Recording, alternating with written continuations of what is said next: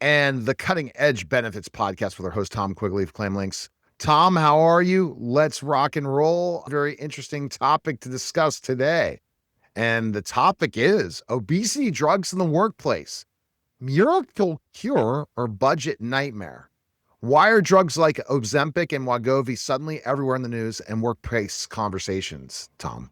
The insurance companies are making sure that people are using it because it is a drug that is for medical purposes.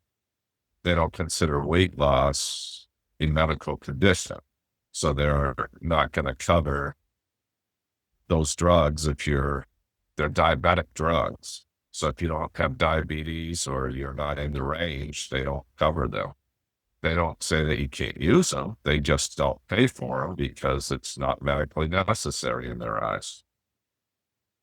So that's a good question, Tom. I don't think we've brought up on this podcast or ever I've even heard. So you're telling me Ozempic and Wegovy are really not for weight loss? They're only for a certain diagnosis, huh? They're diabetic drugs. Your A1C numbers lower by taking the drugs. It's a diabetic drug. How did it change from that in so many ways? Part of that is it creates like starvation, so you don't eat as much and you lose weight. So you're losing a lot of weight. So people started going, hey, we're like pre-diabetic. We're not diabetic, but we're trending that way. Why don't we take this drug and lose the weight so we're not in that zone? So they started promoting it as a weight loss drug. See, I did not know that. I've had that many conversations with doctors on this. So we'll call you Dr. Tom. So, what'd you say? Dr. Love. Okay. Okay, Dr. Love. So after we talked about that specifically, what has the conversation been at ClaimLinx when your employers have come to you about this, when they're trying the price and insurance and the whole deal with Ozempic and Wegovy?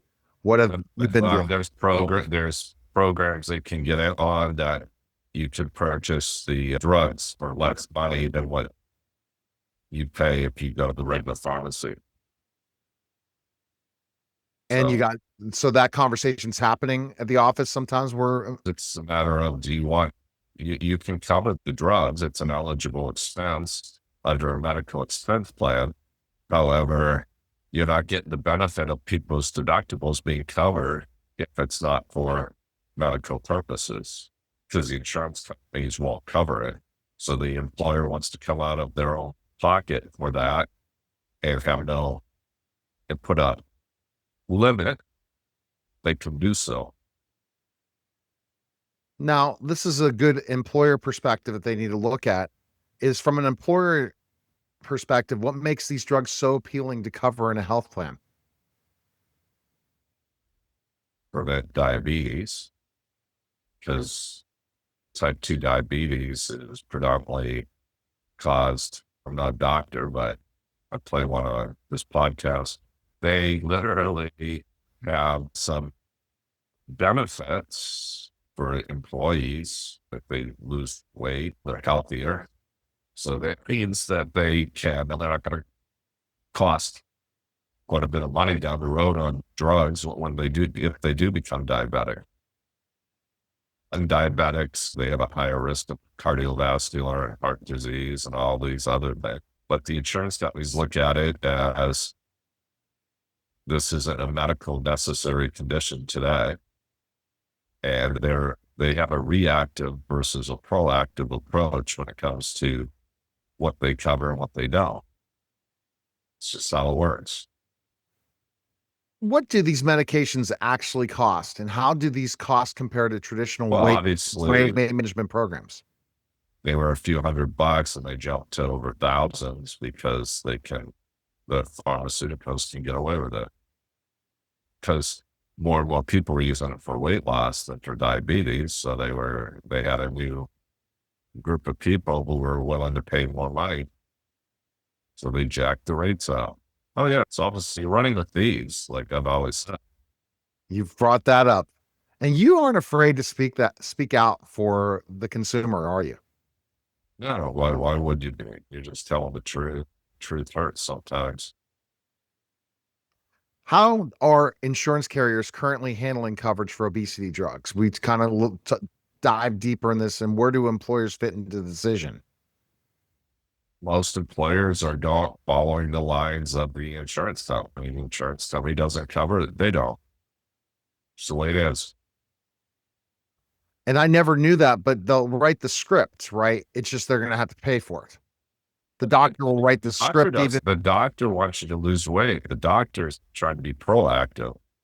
And you have the insurance companies who are reactive. So they're going, hey, your blood work came back and you're not diabetic. So since you're not diabetic, you don't qualify for us to cover this drug. You can still get the drug. The doctor prescribes it. The question is, there are programs you can get where you get the drug a lot less. All right. So, what financial risks do businesses face if demand for these drugs continues to grow among employees? Out there, the insurance isn't covering it. They have to make a decision whether they want to cover these drugs. The majority don't, so they tell people to do this or that. But that's it. I mean, And it yeah. makes it sound like it's awful, but you got to think it through. You got some people who they want to lose 20 pounds, so instead of going to the treadmill, they stop putting those up there. And then will it stay off? And we don't know in the what's happening. And It's a starvation drug. It prevents you're not eating. right. Oh, I understand the whole thing, how You GLPs don't work. understand the mechanics, keeps your brain thinking you're not hungry or whatever, and you're losing weight. It's no secret if you don't if you sit there all day, you lose X amount of calories. If you take in more calories and you gain weight. If you burn 1,000 calories and you take in 800, you start losing weight. It's not rockets. And Yeah. And then you can do variations, like you can do eat from 12 to 6 or eat from whatever. You trick your body and your chemical balances and all that. Let some doctor explain that. But my point is you can work out and you can lose weight by eating those nutrition. Okay, so you can do that. Or you can take this drug and lose weight. That's what people's choices are. I'm not saying either one's wrong. It's their choice. I don't care. At ClaimLinx, are you getting a lot of these calls about not these drugs not being covered? Are you starting to get those calls? We've gotten them in the last year when they've changed the rules. Yeah. And it's up to the employer. Do you want to cover this that insurance doesn't cover? You do? So, Great. It's your choice. what do you advise people in this situation? What's more important for an employer's to attract the right employees and all these different things to cover it or not cover it? If they think they're going to lower their health insurance costs because people are taking this drug, they're mistaken. Because of the HIPAA laws, you hire employees, you can't ask medical questions. So they can have a perfectly healthy workforce, and all of a sudden they hire 2 people and they have dependents who have cancer or AIDS or whatever, and now they have a terrible health pool. So people think that this is going to lower their health costs for their company are sadly mistaken. And when a company calls you and contacts you to schedule that call, you look at the cost versus what's cost versus benefit in a lot of these conversations, don't you? It's all about what they're missing is the benefits. They think they have to buy it from the insurance company. So like what I'm telling people is, hey, you can continue buying the health insurance the way you're buying it. It's perfectly legal. Go for it.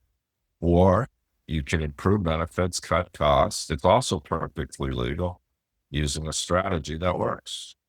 Both of them are legal. one pays half the other what the other costs, and you actually get better benefits, but you have to do things differently.